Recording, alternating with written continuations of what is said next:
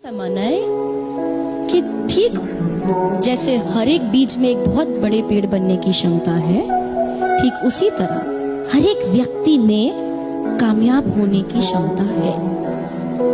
कामयाबी का मतलब क्या, वो सबका अपना अपना। माना झूठ बोलने से कभी कभी रिश्ते बने रहते हैं, लेकिन जब सच कहा जाता है तब वो रिश्ते और मजबूत हो जाते हैं। तो आसान नहीं है,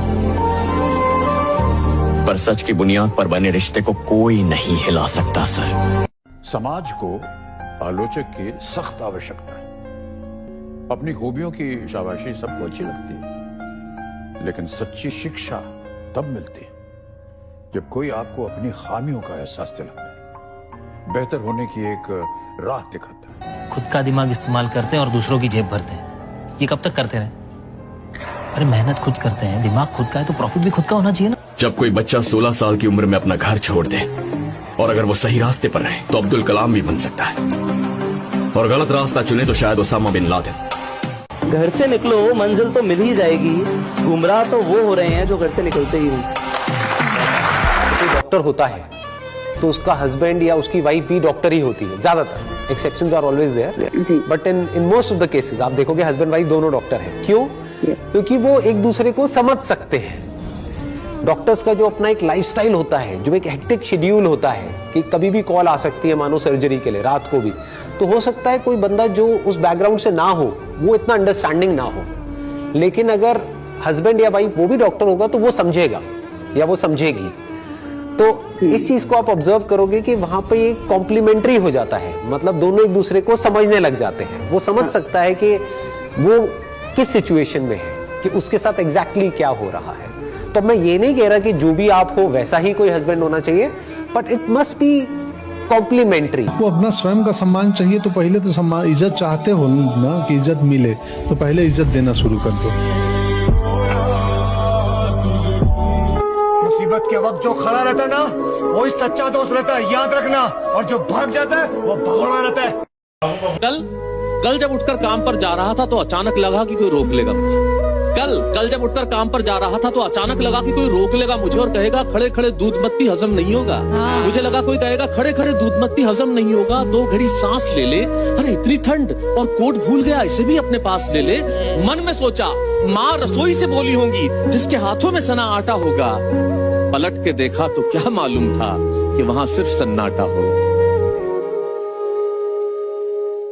जिंदगी में लड़की और लव के लफड़े में कभी पड़ना ही नहीं चाहिए। कोई नहीं जानता कि वो कब किसको धोखा दे जाए।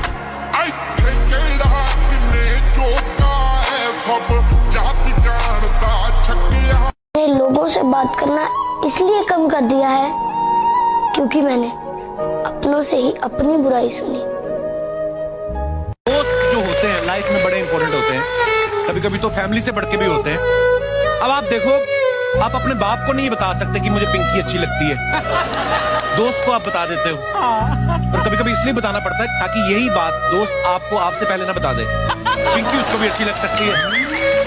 और दोस्ती ही ऐसा रिश्ता है जो बचपन से लेकर बुढ़ापे तक साथ रहता है, और दोस्त साथ हो तो इंसान कोई भी चैलेंज जो है वो लेने से नहीं डरता। डिजायर्स तो आदमी की कभी खत्म नहीं होती। मैं तो ये कहता हूँ यार, मेरे पिता आज भी होते तो उनको बड़ा शौक था पैग वैग मारने का। तो मुझे होता था कि आज मेरे फादर होते तो मैं दुनिया भर की स्कॉच उनके सामने रखता।